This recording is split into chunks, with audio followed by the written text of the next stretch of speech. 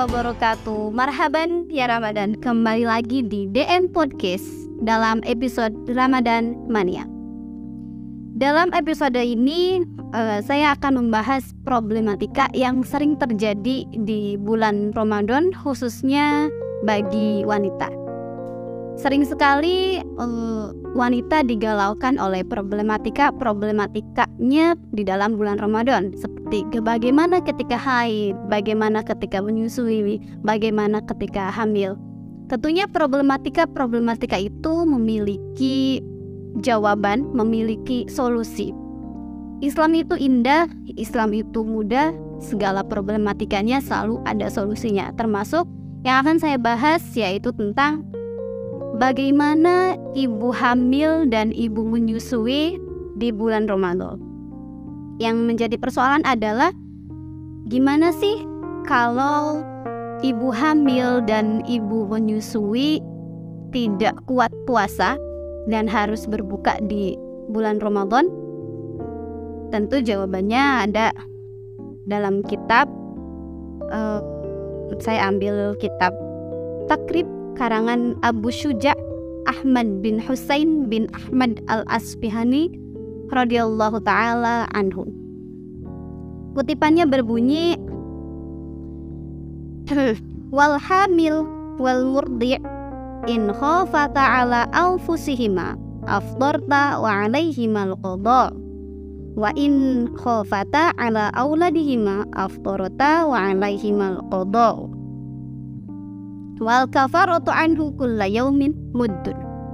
Yang artinya wanita hamil dan wanita yang sedang menyusui, apabila mereka mengkhawatirkan dirinya, maka dia berkewajiban mengqadha puasanya saja.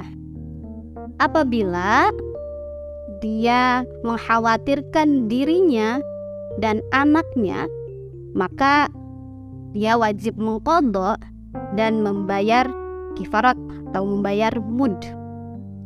Kulla yaumin muddun, yang setiap satu mudnya yaitu setara dengan 6,75 ons.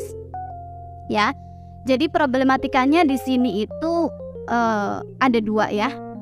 Ibu hamil dan ibu menyusui batal puasa. Kira-kira dia ini mengkhawatirkan dirinya atau mengkhawatirkan dirinya dan bayinya, ya. Contoh, dia mengkhawatirkan dirinya saja karena ketika diperiksa kandungannya baik-baik saja, diajak puasa bisa, tetapi dia merasa dirinya lemes, letih, tidak bersemangat, gak kuat puasa. Pokoknya mengkhawatirkan dirinya akan sakit. Karena dia mengkhawatirkan dirinya, maka wajib mengqadha, boleh buka dan wajib mengqadha di lain hari selain di bulan Ramadan. Kemudian dia mengkhawatirkan bayinya saja. Artinya ya berarti bukan dirinya. Itu contohnya gini. Dianya sehat, dianya bersemangat, tetapi anaknya nangis saja karena konon air susunya misalkan rasanya spa atau air susunya tidak keluarnya banyak, maka boleh buka. Si ibu boleh buka demi kebaikan anaknya, ya. Berarti si ibu ini kasusnya bukan mengkhawatirkan dirinya, melainkan mengkhawatirkan anaknya. Maka nanti dia perlu mengqadha puasanya dan membayar fidyah.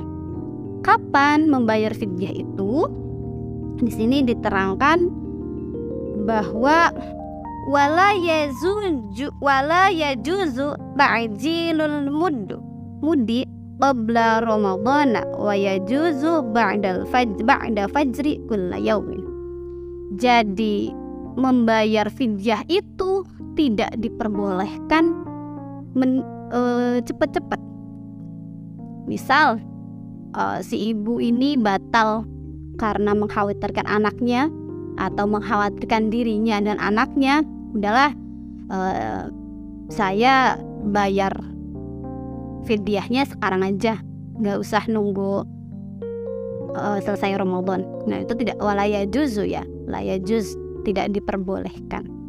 Maka baiknya nanti setelah bulan Ramadannya berakhir, dihitung qadanya berapa, puasa yang ditinggalkannya berapa, lalu diperhatikan mengkhawatirkan siapa, mengkhawatirkan dirinya atau mengkhawatirkan dirinya dan bayinya, kemudian ditunaikan. Tadi kalau misalkan yang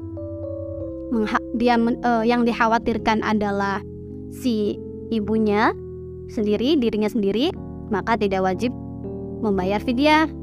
Tetapi bila dia mengkhawatirkan dirinya dan bayinya, maka perlu membayar fidyah. Fidyahnya berapa? Fidyahnya dalam bentuk apa? Nah, fidyahnya itu dalam bentuk makanan yang menjadi sumber kekuatan di negara tersebut. Contohnya di Indonesia kita makannya nasi, berarti membayar mud dalam bentuk beras. Semoga apa yang saya paparkan tadi bisa bermanfaat, bisa diambil pelajaran dan bisa menjawab problematika yang terjadi di kehidupan sehari-hari khususnya di bulan Ramadan.